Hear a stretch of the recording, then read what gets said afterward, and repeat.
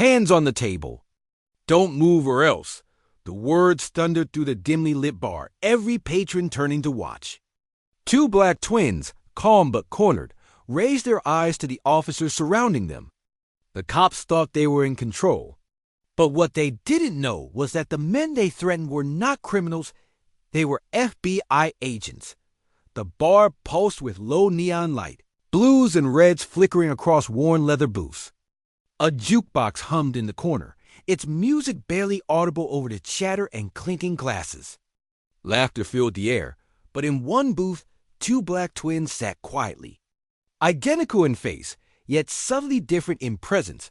One leaned back, calm and observing, while the other rested forward, eyes scanning the room. They weren't there for drinks. They were there because sometimes the best way to stay invisible was to sit among. Noise. The door slammed open with a force that rattled glasses. 4 uniformed cops stormed inside. Their boots echoed against the wooden floor, and the bar fell silent. Eyes followed them, breath stilled.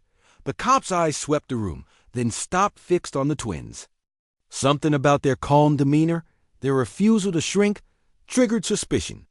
Without hesitation, the officers began moving toward them. Hey, you too, the lead officer barked. Stand up. Now. The twins exchanged a glance. Years of brotherhood, of training, of unspoken understanding passed between them in a single look. They rose slowly, deliberately, showing no panic. One officer sneered. ID, both of you. Now. The demand wasn't casual. It was loaded with assumption, dripping with hostility. The crowd in the bar stiffened, watching. No one dared speak. No one dared move. As the harsh command rang out, memories surged through the twins. They remembered their childhood, walking home through streets where sirens screamed louder than lullabies. They remembered being stopped for no reason, taught early that silence was often the only shield, but they also remembered the day they earned something greater, the day they stood side by side at the FBI Academy, badges pinned to their suits, vowing to protect even those who doubted them. Their journey had not been about proving themselves to others. It had been about proving to themselves that honor was stronger than prejudice. The officer slammed his hand on the table, rattling glasses and bottles. I said ID. What are you hiding? Don't make me drag you out. Another officer stepped closer, hand brushing the grip of his holstered weapon.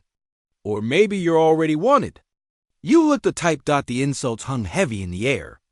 The twins stayed still, their expressions calm, but their silence carried power. The bar patrons looked on, some with pity, others with fear, none with courage enough to intervene. The first twin raised his hand slowly, palms open, his movements deliberate. His brother mirrored him. Together, they looked like men surrendering, but only to those who couldn't see deeper. Thought so. One cop muttered with a smug smile.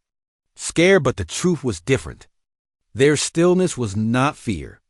It was control. It was training. It was the kind of discipline that came from knowing they could end this confrontation with a single move, but choosing restraint instead. The lead officer stepped closer, leaning in, finger jabbing at the chest of one twin. His arrogance filled the room. The second officer reached as if to grab the other twin's arm, and then silence broke. The first twin shifted his jacket just slightly, revealing the shine of a badge clipped to his belt. His voice was calm, steady, commanding. Federal Bureau of Investigation. The room froze. Before anyone could react, the second twin mirrored the action, his badge glinting under the neon lights.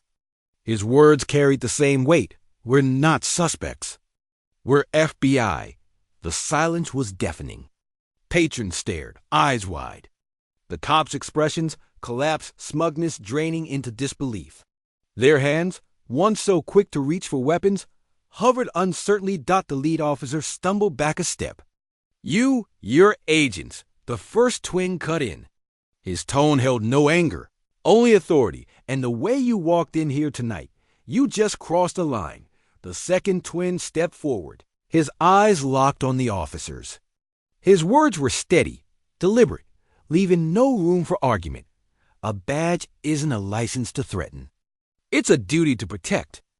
Tonight, you forgot that, his brother added, voice low but caring. Next time you think about profiling someone, remember you may be looking at the very people holding you accountable. The words sank deep into the silence of the bar. Patrons shifted, nodding subtly. Some whispered. The officers had no reply. Their authority had been stripped away, exposed for the weakness it was. The twins lowered their hands and returned to their seats with quiet composure, badges still visible. The cops, red-faced and shaken, retreated toward the door, their swagger gone. Replaced by shame, the bar slowly came alive again, but the energy had shifted. Patrons now looked at the twins with something new respect. Quiet, profound respect. The brothers sat side by side, picking up their untouched drinks as though nothing had happened. But the truth hung heavy in the air. Tonight, the real law had been revealed not by uniforms, but by silent dignity and unshakable honor.